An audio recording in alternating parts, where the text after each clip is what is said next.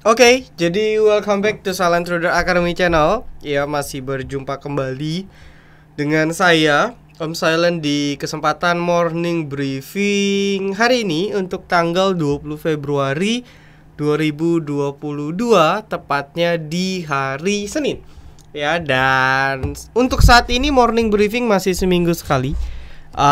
Sampai nanti saya sekiranya viewersnya udah balik kayak dulu lagi, rame lagi, baru mungkin kita akan buatnya seminggu 2 kali. Habis itu mungkin nanti normal sehari sekali gitu ya. Jadi support dari teman-teman sangat penting. Tapi it's okay, kita pindah live juga, mencoba aktif tiap Rabu malam ya, atau malam Kamis di Instagram dan TikTok. Kita live 1 jam, jadi itu lebih enak lagi ngobrolnya. Jadi pastikan teman-teman follow kita punya sosial media, Instagram, YouTube, di subscribe, TikTok. Kalau Anda punya akun stream, Anda bisa follow saya di stream ya, dengan nama Om Silent dan lain-lain sebagainya. Ya, yang mau join VVIP, Anda dipersilakan klik link yang ada di description Instagram. Nanti Anda silakan pilih kontak admin ya untuk join ke Silent Trader Academy. Seperti itu ya teman-teman ya. Oke, lalu ini requestan cukup banyak. Nanti kita akan filter ya untuk requestan, dan kita akan lebih bahas market dulu. Well, outlooknya sebenarnya sama ya, dan terjadi di minggu lalu. Saya bilang sebenarnya di minggu lalu saya lebih concern market akan buat semacam shoulder ya. Ini kan shoulder. Nah, tapi di minggu ini shouldernya belum terlalu kelihatan.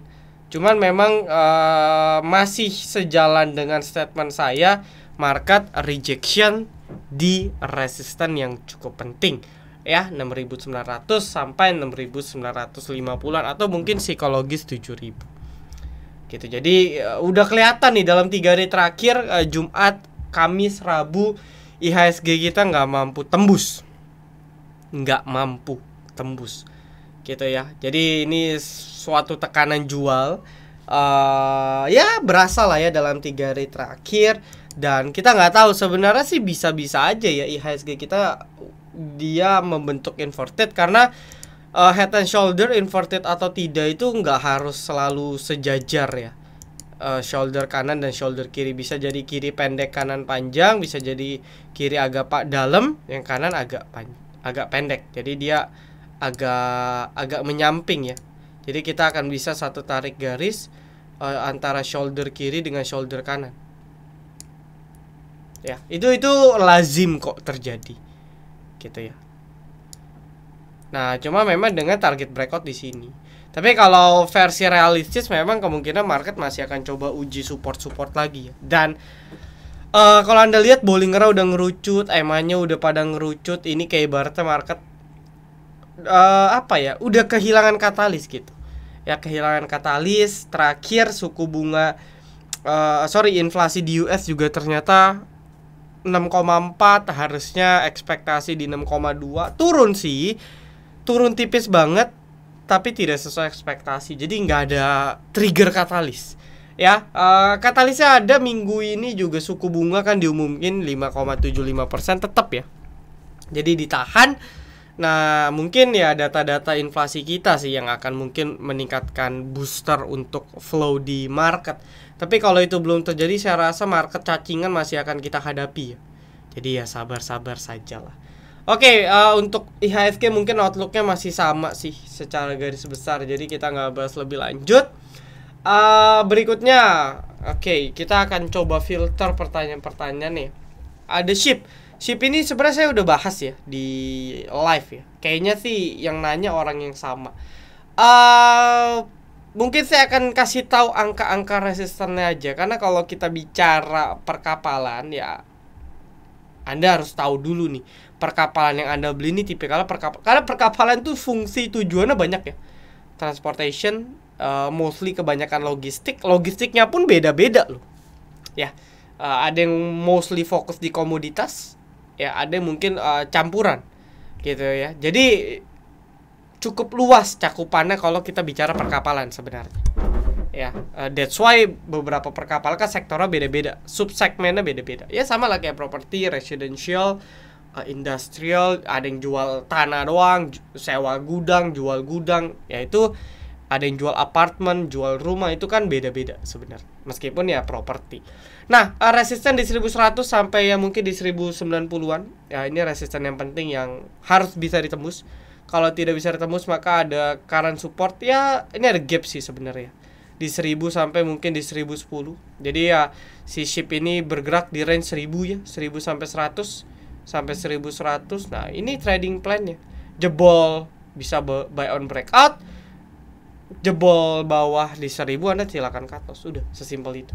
Ini kita di luar membahas apa yang sedang tren atau wah sahamnya perkapalannya bagus nih, perusahaannya bagus. Ya, saya kan nggak research, jadi saya nggak bisa bicara banyak. Tapi volumenya juga masih kecil ya. So, breakout pun kalau nggak ada volume ya itu hati-hati ya. Berikutnya Elite. Wah, ini Elite sih kita udah after TP ya udah ya. Kita udah nggak ngikutin lagi sih. So far kita harus ngecek dulu ya. Dari penurunan, berarti kan dari 14 ya. Dari 14 kita cek. Oke. Ya ternyata nih masih ada PD, KI, YB. Ini sebenarnya masih di akum ya. Coba kita cek. Kita cek sebenarnya volumenya dari mana nih? Dari awal bulan deh coba ya. Ya, ini kan masih di akum di 150-an. Kalau Anda iseng ya mundurin dari IPO. Kalau dari IPO memang buang ya. Dari IPO buang. Tidak tanggal 20 coba. Secara teknikal sih dia akan uji Bollinger ya. Oke, berarti dari 20-an asumsi si XA, BR, MG buyback gitu ya. After dia buang waktu listing, costing mereka 140, 158, 147. Ya, 158 kita buang lah karena ini MG dominannya di XA dan BR. Ya. Jadi kalau kita average mungkin rata-ratanya di sekitar 144, 143. Kurang lebih ya, 144 sampai 143. Rata-rata XA dan BR kalau kita lebur gitu. Nah, berarti kalau besok ARB sekali lagi ya di 140, maka itu udah di harganya sih 140 itu di mana? BTW suaranya aman ya. Anda bisa komen di kolom komentar ya. Apakah jernih? Apakah ada suara dengung? Kalau kipas ya mungkin kipas-kipas AC ya dimaklumi lah. Tapi kalau ya mungkin suaranya clear boleh diinfo. Nah, si Elite ya, untuk si Elite-nya ini kita kan belum tahu ya. Kita harus cek juga hari ini distribusi atau enggak. Tapi kalau asumsi hari ini netral, maka udah costing di bawah harga udah mendekati atau sama dengan harga bandar, sebenarnya kita boleh spekulasi spec buy. Ya, sebenarnya kita udah boleh spekulasi spec buy. Kalau seandainya si Elite ini hari Senin nggak lock ARB atau dia ARB habis itu bangkit, nah kita ARB Hunter nih kita bisa pantau ya. Meskipun saya pribadi nggak yakin dia lock ARB ya, kalau asumsi memang bandara even bahkan hari ini akum. Cuman kan ini broker summary kita belum bisa cek ya. Jadi ini watchlist yang worth to watch gitu ya. Jadi sangat layak untuk diperhatikan ya, karena costing bandara lumayan oke. Lalu berikutnya kita akan lanjut Excel. Wah, ini agak-agak masih lemot ya, karena dia masih downtrend di bawah EMA 200. Jadi ya saya rasa no comment lah. Position on support 2200 ya. ISAT kalau temennya ya, ISAT nih dalam seminggu ini volumenya rame ya. Saya sekalian kasih coba WL gitu ya. Volumenya gede, kita cek. Oh, ternyata di distribusi ya. Tapi secara teknikal dia mau coba breakout nih di 6400. Ya even dia udah breakout. Nah, ini kita cek valid gak. Kalau valid akan kencang kayak breeze. Kalau gagal kepentok koreksi akan dalam. Ya so far inti dari kesimpulan saya, telekomunikasi juga belum ya. Belum ada tanda-tanda. Harum juga belum ada tanda-tanda. Ya, Anda harus perhatikan teman-temannya juga. Harum ini kan halfnya nikel, kita bisa bilang halfnya itu kan coal ya. Nikel juga babak belur, batu bara juga babak belur. Jadi ya bye bye ya. Aces era ya, beberapa consumer goods ini so far masih bagus. Tinggal kita maintain ya untuk akumulasinya. Kalau dibilang tren ya masih turun, tapi kalau mungkin tren pendek, Aces ini ada current support 520 ya. 520 ya, mungkin ini jadi strong support jangka pendek ya, yang bisa diperhatikan. Kalau bicara target, ini kan dia asumsi double bottom ya teman-teman ya. Ini bicara asumsi double bottom dari 400-an ke 520, berarti kan kurang lebih di targetnya 600-an ya. 600 sampai 640. Atau mungkin targetnya nanti akan ketemu di titik pas sama dengan EMA 200. Karena kan EMA 200-an nanti makin lama makin turun. Gitu ya. Nah, ini target kalau asumsi dia memang udah breakout. Jadi, ya itu target patternnya Aces. Tercapai gak? We don't know. Tapi yang harus kita perhatikan juga, Aces, satu ingat saya, dia akan mau menerbitkan laporan keuangan ya dalam waktu dekat ya. Saya nggak tahu sih dalam waktu dekatnya, ya mungkin sebulan ke depan gitu. Saya lupa ada tanggal lah, perkiraannya itu ada keluar, saya ada baca. Ya, tapi balik ke 520 ya false break dan ya udah, say goodbye. Ya. Lalu berikutnya Faste masih skip hari ini, bahkan dia buat lower ya. Jadi skip. MKTR ini agak-agak random, jadi ya kayaknya sih tunggu deket-deket di bawah 140 enak sih. Biasanya mungkin kalau memang mau digoreng nggak dapat, ya di bawah 150 lah gitu. Mendekati 140-an itu baru enak. Bahas BRIS. Untuk BRIS saya udah bahas di stream ya. Dan juga saya ada bahas di sini. Lengkap ya, beserta target TP loh. Dan kalau Anda sadar nih udah mau capai area TP gitu. So far akumulasi semua ya. Jadi dalam 3 candle ini akumulasi semua. Jadi ya memang big fun semua. The real flow masuk ya, seperti BRIS contohnya. Gitu ya. Lalu berikutnya sektor teknologi.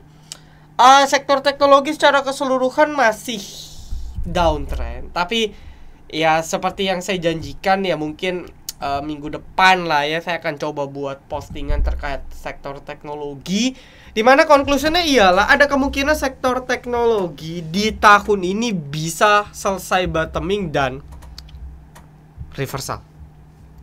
Ya, ada kemungkinan.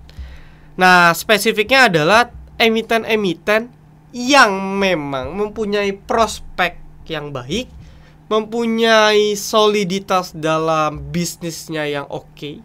Ya, kita bisa bilang market leader, produknya dipakai dan sebagainya, ya itu yang mungkin bisa sustain, yang bisa reversal. Tapi bukan berarti semua akan reversal, karena yang teknologi-teknologi banyakan juga kan kemarin ikut-ikutan. Ya kayak Bank Digital, Arto, BBYB ikut-ikutan, BGT, Denar, Bufitch, Mcor, semua ikut-ikutan. Padahal yang digital kan ya cuman beberapa aja. Gitu, sama teknologi juga sama. Jadi tugas kita lah memfilter. Ya ASA, kalau Anda nonton live kita kan, ASA itu udah kita notice gitu, dan kita VVIP tuh rekom dari sini. Ya, di bawah 900, di 850 sampai 880. 15%. Gampang ya. Gitu. Jadi apakah ASA akan lanjut naik ya, we will see. Cuman nggak segampang langsung reversal ya. Teknikal pun dia butuh banyak waktu. Gitu. Ya. Lalu kalau bicara CSRA, ANJT atau Bihanes, ini kan CPO ya. Jadi kalau CPO saya agak kurang ahli lah. Ya, saya lebih pede mungkin bahas-bahas coal atau oil atau nikel gitu ya. Kalau CPO memang agak ini. Tapi ya technical wise-nya kayaknya sih masih nothing ya. Tapi coba kita cek ya. ANJT volumenya gede. Coba kita cek. Tapi memang likuiditasnya ya, belum ada akumulasi yang masif. Jadi ya sorry ya, saya nggak bisa berkomentar banyak kalau CSR ANJT. Kalau hoki worth it lah untuk kita masukkan ke dalam watch ya. AISA, Hoki ya, cuman memang flow-nya belum, jadi masih banyak. Ini kan Ajaib, Stockbit, BCA, jadi ya memang banyak kan masih retail, tapi pergerakannya ya lumayan gitu ya. Mungkin bisa dibatasin di 105 ya, 105 106, nggak di atas angka itu sih, di atas angka itu sih aman. Antam ini bisa dibilang dia balik di bawah angka breakoutnya, jadi kita bisa bilang false. Ada support yang bisa dibilang di EMA 200 di 2050 ya, sampai ada supportnya di 2080. Ini the last defense sih. Kalau ini jebol EMA 200, dia nggak bisa dibilang downtrend, dia lebih ke arah balik ke sideways-nya ya. Nggak bilang dia downtrend, tapi saya lebih bilang ini dia akan kembali ke sideways. Sorry, saya hapus ya biar nggak pusing gitu. Jadi lebih ke balik ke sideways-nya aja sih Antam. Tuh, kalau kita lihat dalam kacamata ini kan resisten ya. Dulu jadi support kuat, jebol jadi resisten, sekali gagal, 2 kali gagal, ketiga kali terlihat berhasil tapi gagal. 1, 2, 3 ya. Nah ini support nih, 1, 2, 3. Kemungkinan bisa jadi ke sini. Nggak harus pas ya, tapi ya kemungkinan kan dia harus beberapa support ada di sini. Gitu. Jadi dia sebenarnya lebih masuk lagi ke dalam zona sideways-nya lagi aja. Nah, cuman kalau seperti yang saya bilang, Anda kalau beli di resisten ya memang harus stop loss-nya harus bener gitu. Jangan Anda beli di resist stop loss-nya di 2000 atau stop loss-nya di 1900. Ya, itu nanti muncul istilah, "Om, saya cut loss sahamnya terbang." Ya gimana nggak terbang, orang Anda cut loss di support kuat gitu. Ya pasti dia rebound gitu ya. Jadi tergantung area beli akan merubah juga sudut pandang dan trading plan itu gitu. Lalu tadi Aceh sudah, Rals. Oke, wah ini lebaran sebenarnya menarik nih. Saya sebenarnya pantau LPPF. Ya Rals kemarin akumnya oke sih, cuma kita harus mantau lagi ya. Apakah akumulasinya masih oke atau dia didistribusi? Oh ya, masih akum ya. Keren loh Rals ini loh. Oh, ya. Kalau mau pakai bantuan bot bisa ya. Kita di VVIP ada bot kok. FF Rals. Nah. Apalagi misalnya kita FF BRPT. Nah, ini BRPT swing kita TP2 juga ya hari ini. Ya, berarti Rals selama sideways nih ada foreign flow lagi nih. Nah, berarti kan bagus. Gitu. Tinggal Anda buat trading plan ya. Ya sampai lebaran aja. Ini saham-saham buat lebaran. Atau asumsi 2022 kan sebenarnya udah membaik ya di Q4 ya. Nah, mungkin ekspektasi Anda mau yakin nih, wah, Rals kayaknya akan balik perform nih di kuartal 4 gitu. Nah, Anda bisa beli sebelum LK-nya rilis. Itu bisa seperti itu. Ya, so far oke sih. Ya. Untuk Rals so far saya perhatikan lumayan oke lah ya. Karena kan ada flow juga kan. Gitu. Sorry ya, batuk pilek. Market kok membosankan ya? Nunggu sentimen apa nih kok biar market bergairah? Waduh. Saya tadi udah bilang ya di awal bahwa yes, market ya dibilang mau ngebosenin banget sih enggak juga. Tapi dibilang seru ya enggak juga. Jadi lebih ke karena sideways, naik dikit turun, turun dikit naik. Jadi ya bukan yang bergairah kayak bull run, semua terbang, turun dikit naik banyak, turun dikit. Enggak kayak NICL gitu sahamnya. Ya sisanya tuh kayak cuma naik dikit turun ya. Tektok aja. Ya itu mungkin yang membuat lemas ya. Tapi mungkin kalau kata lihat dalam waktu dekat itulah agenda ekonomi ya, ini balik lagi dengan suku bunga dan inflasi baik itu di Indonesia ataupun di US sana. Sama ya mungkin update tentang dividen dan beberapa LK. Ya karena kan kemarin katalis LK dari banking udah. Nah, ini katalis LK dari blue chip lain. Tapi feeling saya batu bara Kioki-nya pasti turun sih di Q4. Masih gede tapi turun secara Kioki ya. Kita bandingin di kuartal 3 dengan kuartal 4, harusnya kuartal 4 lebih kecil. Nah itu saya nggak tahu nih ekspektasinya akan ngebuat jelek, akan direspon jelek sama market atau enggak gitu. Kalau diresponnya berlebihan ya pada ambruk lagi. Lalu mungkin di Maret April lah dividen. Nah itu mungkin akan ngedongkrak IHSG, nanti ada dividen. Ya. Lalu berikutnya Bikeway. Waduh. Ini Bikeway salah satu project waran kita. Iya, yang sudah berhasil lagi. Jadi project waran kita di luar NICLW ya, karena itu memang terpisah. Ada 1, 2, 3, 4, 5 6 berarti ya. Dimana dari 6 sama NICLW ada SWIDW, Bagger, ada NICLW, multi Bagger, triple Bagger, saya nggak tahu sampai Bagger ke berapa. Wow, itu gila ya. Itu sih gila banget gitu. Selamat lah ya NICLW, NICL selamat, tapi tetap harus hati-hati ya, jangan nafsu, apalagi di waran ya. Itu bahaya banget. Nah, hari ini Bikeway ya, Bikeway gitu. Kemarin bulan lalu itu Bikeway di ya masih di 10, masih di 14, 13, ya bahkan sempat ke 12, jadi ya udah 50% lebih. Nah, apakah masih bagus?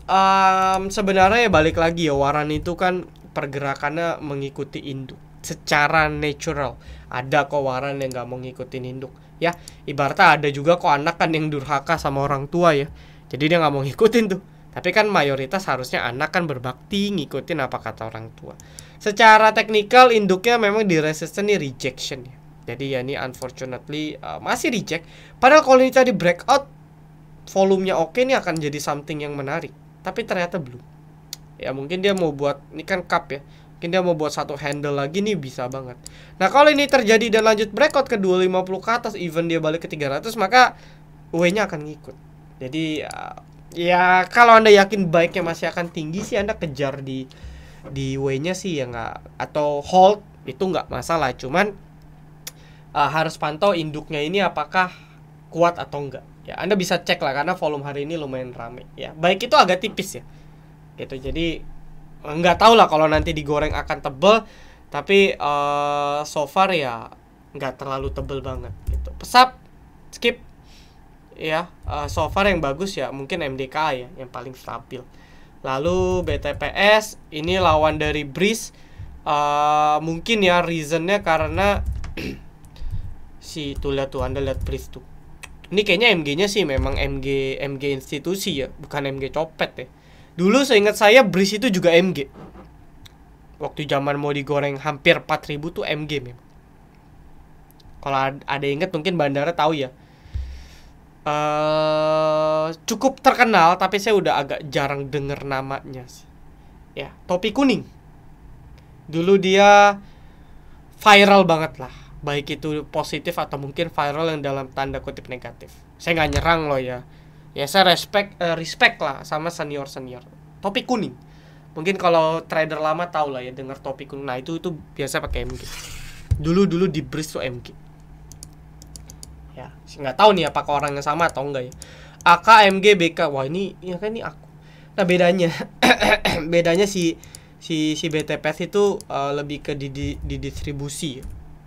Ya mungkin orang akan switching karena growth-nya si BTPS lebih eksponensial dari BTPS, dan harga yang dikasih Breeze lebih murah secara harga ya, di 1000-an. Jadi mungkin akan perspektif investor pindah ya. Sama satu lagi kan Breeze ini kan perlahan mau jadi mandiri, BRI BNI kan mau keluar gitu ya, mungkin ya dinilai positif. Nah that's why BTPS ini masih distribusi, jadi ya perusahaannya oke ya. Saya bahkan bilang kalau Anda mau cari bank syariah ya Breeze, kalau enggak BTPS gitu. Kalau bank ya cacingan lah ya. Kalau bank mah ya cacingan lah gitu. Mau buy on weakness boleh, tapi inget ya dia masih buat lower low nih ya. Paling Anda spekulasi kayak gini, dia buat inside bar hammer, rebound bentar ke misalnya 2500, TP dulu gitu, karena trennya masih turun dan turunnya di distribusi. Jadi ini agak agak serem juga gitu. Sepi market hari ini, yes, 7. dibilang sepi banget ya enggak, cuman memang boring ya. Saya perhatiin di running thread tuh goto aja ya. Jadi nggak ada something yang gimana. Lalu berikutnya Ruiz. Wah, ini nekat ya.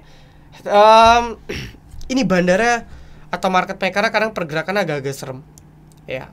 Cuman positioningnya memang ada di resisten yang lumayan penting dari 210-an, 214 sampai 220 ya. Ini mungkin harus tembus untuk kalau mau spekulatif sebenarnya bisa. Jadi gini cara trading plan-nya.